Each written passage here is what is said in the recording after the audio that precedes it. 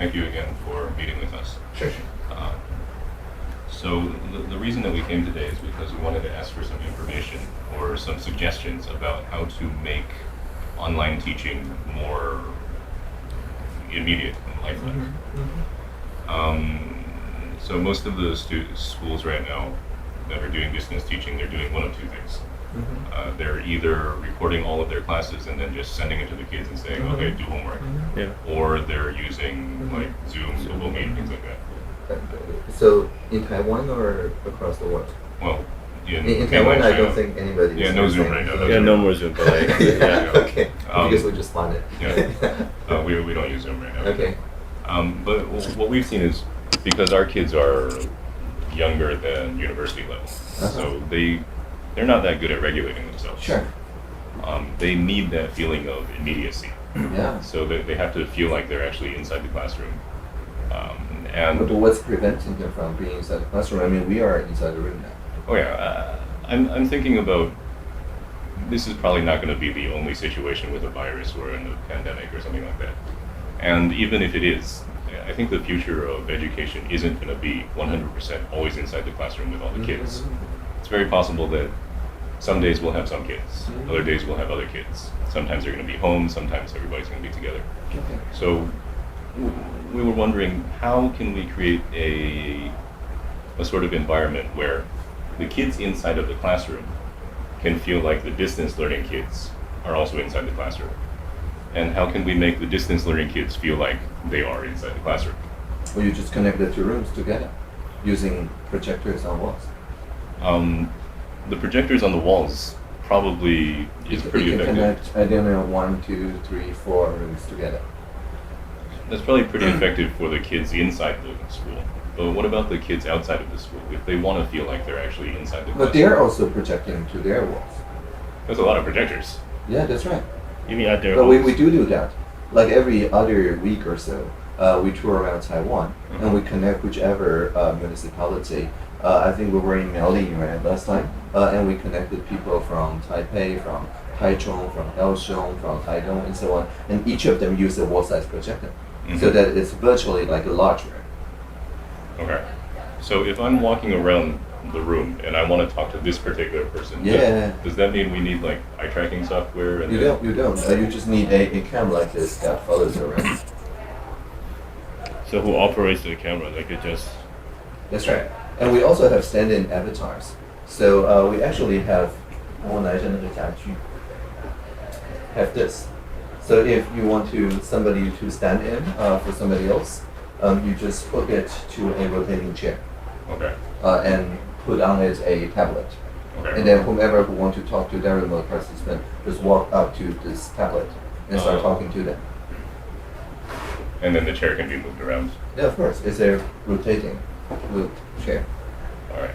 And if the distance person would like to feel like they can move inside the room, yeah, then they can just point someplace, and either they're this is like a wheelchair student, right?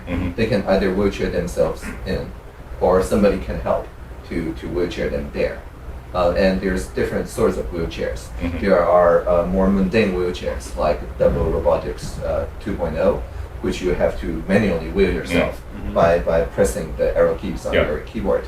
But on double 3.0, it's a more advanced wheelchair. You just point anywhere in the room and it just navigates to it without you manually controlling it. Is that a big financial burden? No, you can rent it. We've used it, I think, more than 10 times now. Who would we talk to about something like that? We work with Trip Moment. In, for example, the National Palace Museum visit. I visited the South division of the National Palace Museum as a robot, and because they hook a 360 camera on top of my robotic goggle, and then everybody on YouTube can just view, if they have a VR, then immersively, but otherwise rotating, to see, and I don't have to broadcast my face in 360. It's just me with a face in the tablet, but what I see is 360. And so people can just look at whichever NPM exhibitions that they wish to talk more about. They type in their questions, and I forward those questions to the head curator, and the curator just answers that. So that is very immersive for everybody who follows along under low latency YouTube 360 live streaming. That's actually what I was thinking. Remember I said having little robots on the table so they can move around and talk to different people? That's right, that's right. This is just life-size robots, but otherwise the principle is the same. So with the current situation with our 4G network, is the latency a really big issue for people that are using VR goggles? So VR is there to counter the latency issue. If you have to turn around your head using a 2D camera, there's bound to be a latency of you actually issuing that command and the robot actually turning because it's kinetic. But because it's 360, you can turn locally. It's taking in all the angles anyway. So there's zero latency when it comes to rotation. There's some latency, of course, when it comes to movement, but people are more okay with that. It is the rotational latency that can render people dizzy.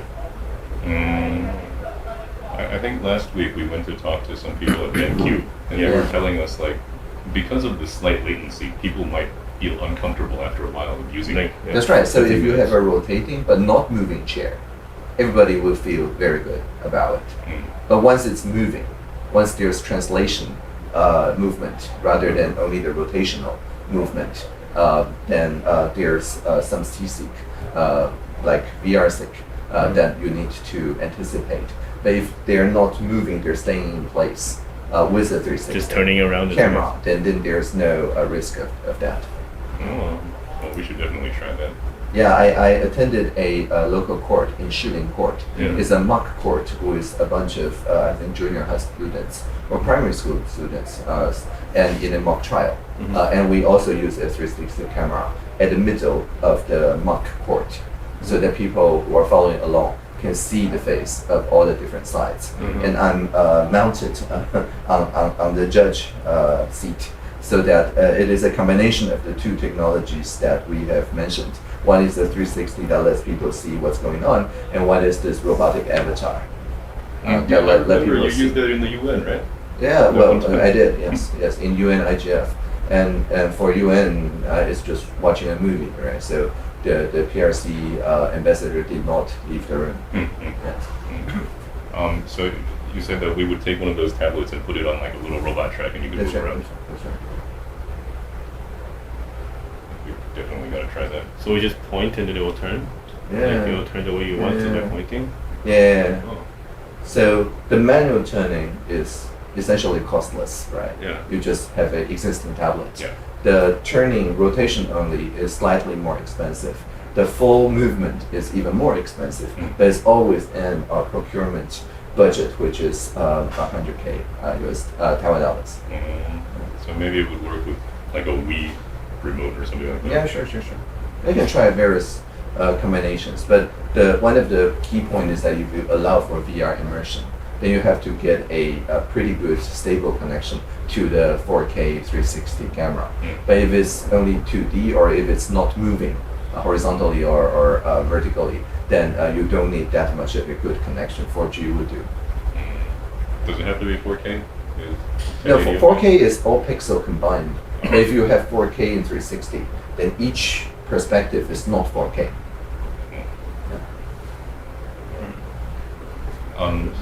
To your knowledge, other than maybe high-end users, are there any schools or any educational organizations that are doing things like this right now? Yeah, the Active Learning Forum of the Minerva School.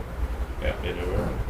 And lower than university level? Anybody trying that in Taiwan right now? Yeah, so there's plenty of primary school principals in New Taipei City that are setting up their own GC Meet video conferencing solution. So GC Meet is a very simple, fully open source free software that you can start a teleconference at any given time and with password protection and so on. But the good thing is that because it's fully open source, there really is no restriction of how you can use it.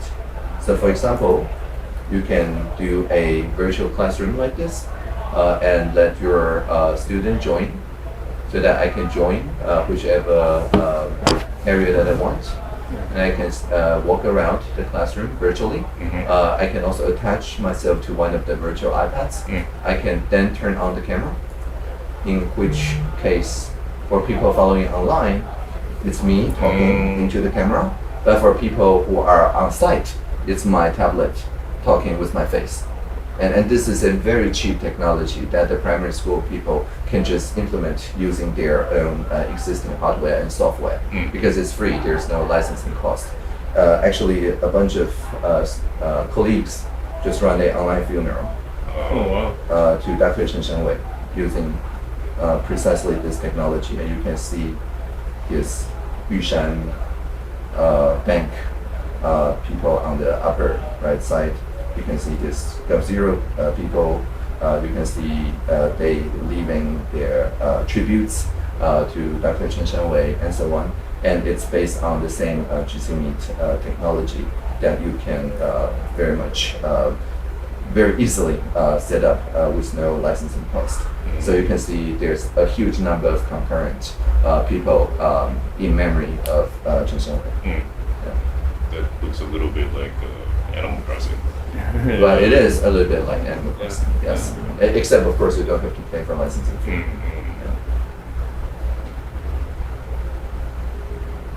It's the same 8-bit aesthetics. I think we could set something like that up.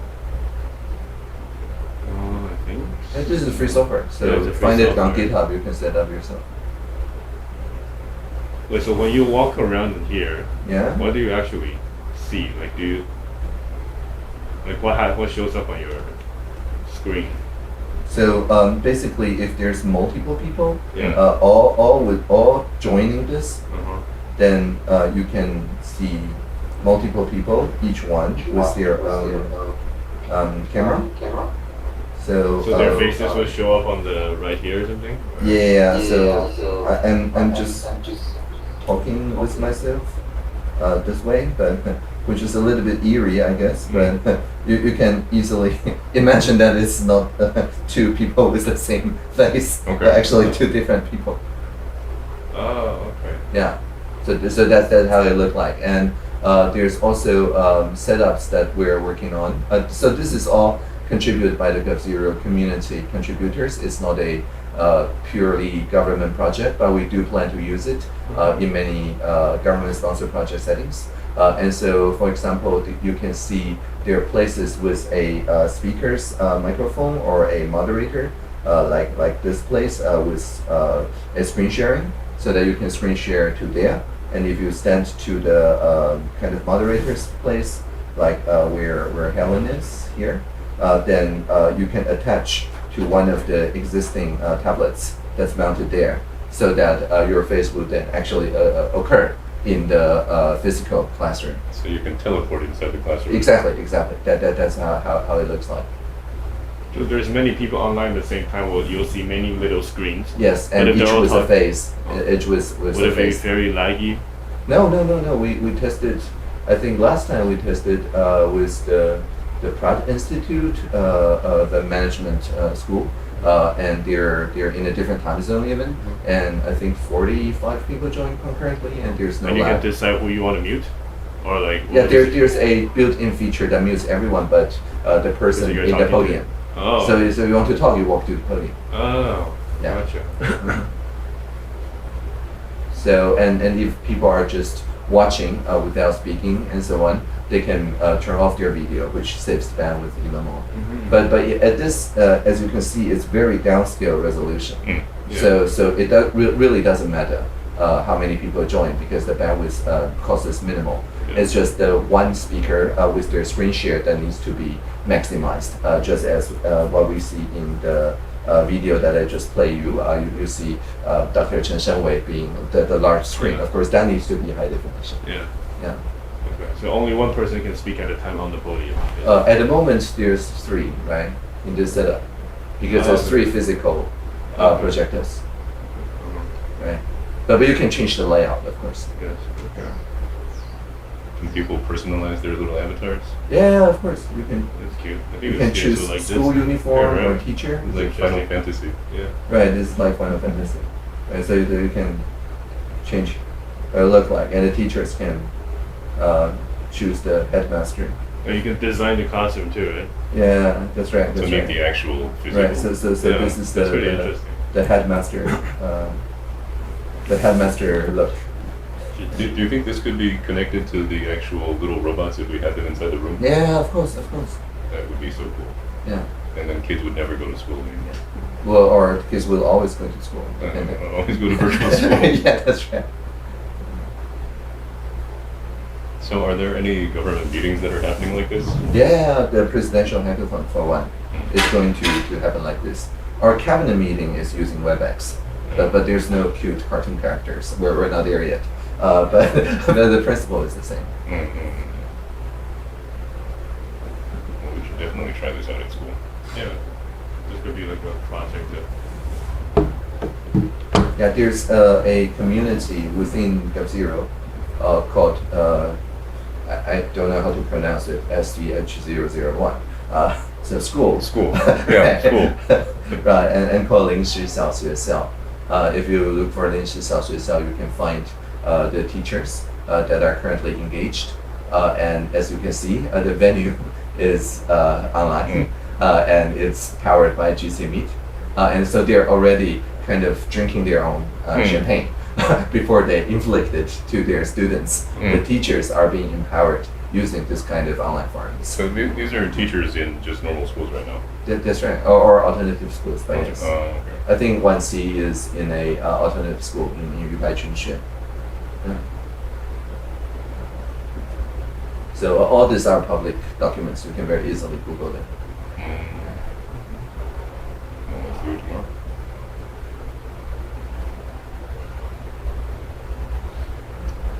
And you said for the chair thing, it's called trip moment. Like a TRIPMOMENT. Trip moment, like for the Yeah, trip moment. There are partners during the NPM visit. Yeah, it's this one. So you can buy the wheelchairs or rent it from them? Yeah, previously we rented from them, Okay. but I think now if you look for double robot 3, I think there's multiple resellers now.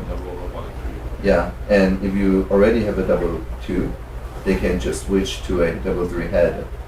It's very modular. And the main feature, so the trip moment collaboration was with a double 2, but the kind of flagship feature of double 3 is self-navigation. Oh, and then if you point that way, it's gonna Yeah, just point anywhere and just walks in. Interactive Google Maps. That's Right. so cool. So it's just like playing The Sims. Do these things ever go so fast that they might be an injury risk to No, people? no, not at all. I tried double 2 not only in Geneva in the UN meeting, but also in MIT Media Lab and in the Venice Biennial and many other places, and it's consistently a very smooth experience. And you can also mount a 360 camera on top of it, as we have done in NPM, which completes the full circle. And then you would. Yes. So, yeah, good stuff. Yeah, this is like what you said like the other day. I was thinking about more old style, like tank treads. But yeah, this is pretty similar to what we were imagining. Yeah. We didn't know that the hardware was actually available already. That's right, that's right. Yeah, it can, as you can see, they map, actually, the gray dots are the ones that are navigable because it has a depth detection capability. So there's no way that you can get yourself injured or running over someone, because otherwise it won't be gray dots and you can't click there. Yeah. Yeah. So it's not with like radar or anything. So the future is already here. Just not evenly distributed. Yes. When we were talking to Ben Q, one of his main concerns, we talked to Tim Hong, and one of his main concerns was this, and then people throwing up all the time. Yeah, so I don't recommend the VR headset at the very beginning. Just start with a wall-size projector. Everybody is fine with a wall-size projector. Yeah. And couple that with a laptop or a tablet, and with mounted tablets. And these are all very regular things that people already know. Their eyes know how to adjust. And you do all of this, and then you introduce augmented reality through audio. That's another thing. Because if you have two connected rooms, it's better if their sound come from different speakers instead of mixing it to the same speaker. And that adds to the veracity. And if you plan your speakers right, you can feel that entirety of classroom is transported somewhere else. It's called immersive soundscape. And in the C lab, there's a lab that doing exactly this.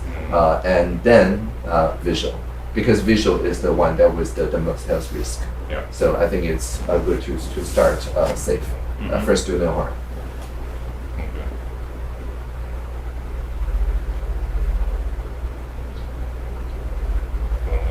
Gotta ask my boss for money now then. Yeah.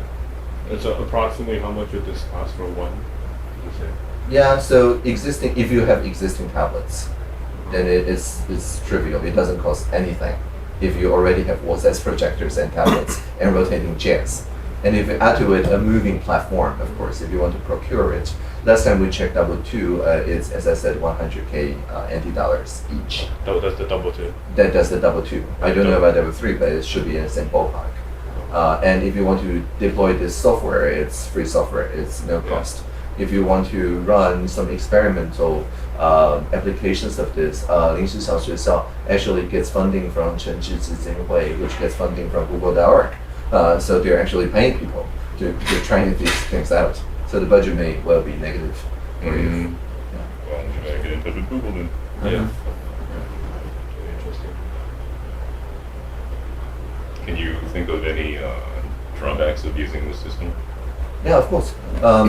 So during the night, because these are all light emitting services, it disrupts sleep. Everybody knows that. So try to keep your teleconferencing classes before the sunset. That's what a responsible educational facility would do. If you do this at 10 p.m., then people don't sleep very well. Well, all of our current students are in Taiwan right now, so we're not going to do anything. So you crazy. don't have time zone concerns. Well, then you can be very ethical in terms of, Another thing we were thinking is because we've met up with quite a few students who are very promising students, but they have social difficulties. Sure. They don't really like to leave home. Sure. I thought we could, if we had something like this, we could provide them that safety net of knowing I can unplug myself anytime I want. That's right, exactly. And if you don't like how people are behaving to her, you just disconnect. Rage quit. Well, not in a rage, hopefully, but Okay. Interesting. Do you know how we're gonna explore this option? Well, we can maybe try out like one or two of these in the classroom if possible. Yeah, and then we can see how. Yeah, there's an existing community, so you can just reach out to them.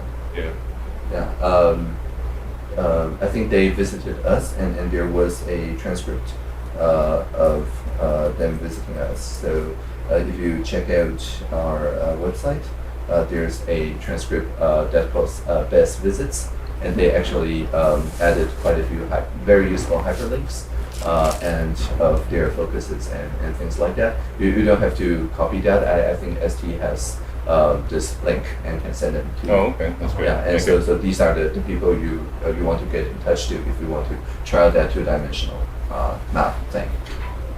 Well, we'll definitely do that. The kids are on. They're on. What's it called?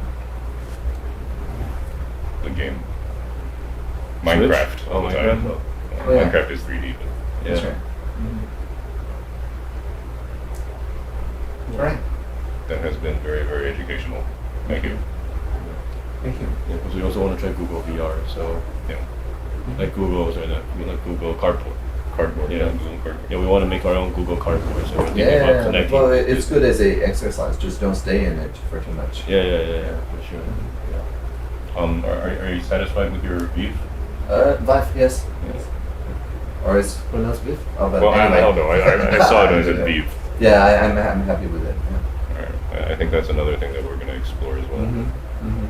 Yeah, the thing with that is that it requires a lot of setup. So if you have 20 students, troubleshooting alone would cost you a lot of time. But we did try, for example, a virtual classroom through the sponsorship with the public TV in Taiwan back in 2016. I talked with a lot of junior high and also primary schools students and in a virtual meeting room called High Fidelity. And I shrunk my avatar to the same height as they are. Oh. And so they feel more comfortable talking to me this way rather than looking up to me. So it was a fun exercise, but it does require a lot of logistics and setup. Does it require a lot of sensors everywhere? At the moment, no. The latest version, no. But they do require a lot of modeling work. Because once we're within the VR, something like Minecraft doesn't feel quite right. So you have to model something that's more realistic. But Jitsi and like the double thief VR, that's two completely different things. Because Jitsi, you just need a laptop to do it, and this is like completely right. And the double is really just a carrier.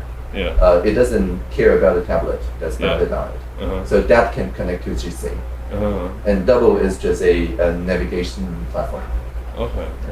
What happens if there's like in the class if there's like 20 of those machines running around? I feel like they're just gonna keep crashing into each other. Yeah. So in which case we recommend you have existing chairs, and only mount, and they can only rotate, and there's no movement. So different stations in the room. That's right. So yeah, so we don't really need the double. We saw that in the Neon Genesis Evangelion. It's a popular anime many years ago. And when they meet, they each have this station. Yeah. We could try that first, see how that works. Yeah, I think double is only really useful if you want to go to an excursion, like going into the south side of the National Press Museum. So just send one in and piloted by you. But everybody join at home. And they can join through YouTube or GC.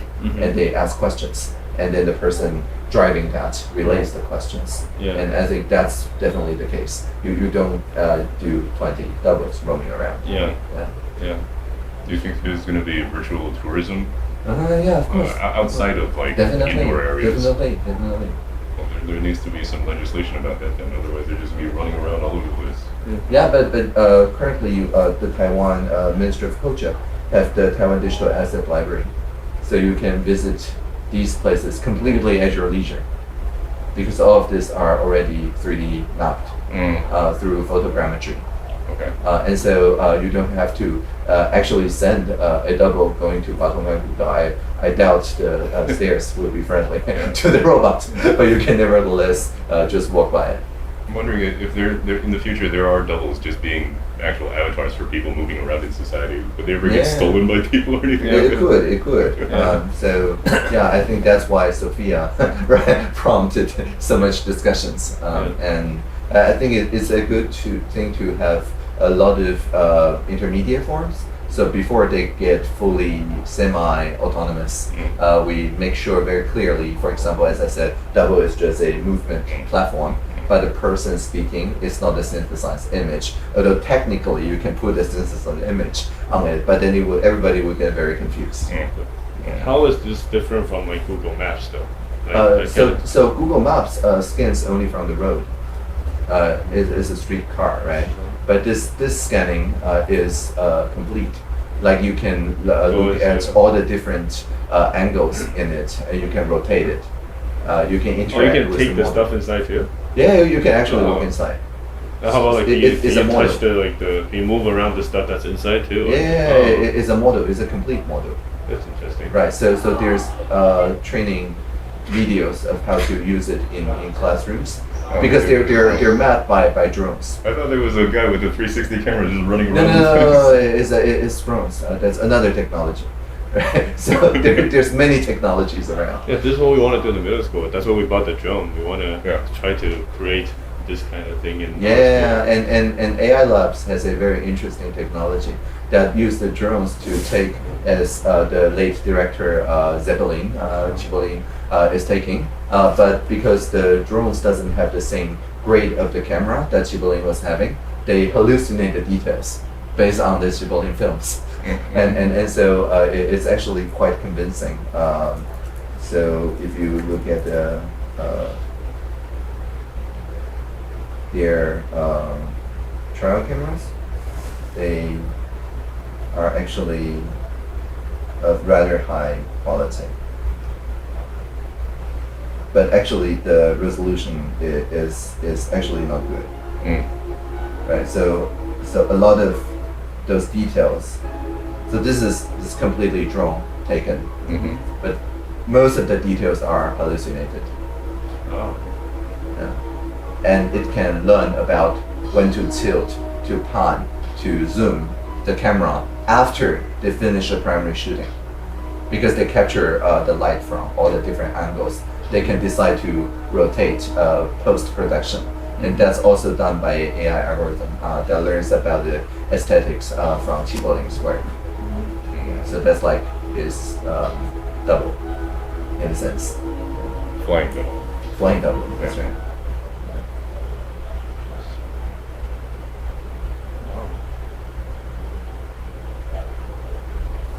Yeah, me and Patrick gotta look into this if we're gonna have to. Okay, well, that was very productive for us at least. We learned a lot of stuff. Thank Yeah, you. Thank you. We're really happy to share what we've learned. I mean, frankly speaking, within the cabinet, our kind of telepresencing meeting was seen as something of an experiment of a pilot. But after the coronavirus, it's now the norm. So Yes, we're yes. really happy that there's more people paying attention to it. We're living in the future now. Yeah, that's right. That's right. Okay, well, Thank you. my wife told me that it was your birthday a few months ago. Is that right? Yeah, a few days ago. So It's a birthday gift. I know that last time I said my wife is in Japan and did you want anything, but you said that you often go. So Thank you. here's something that you can't get in Japan, but Okay. also from Japan. Okay. Promise arts.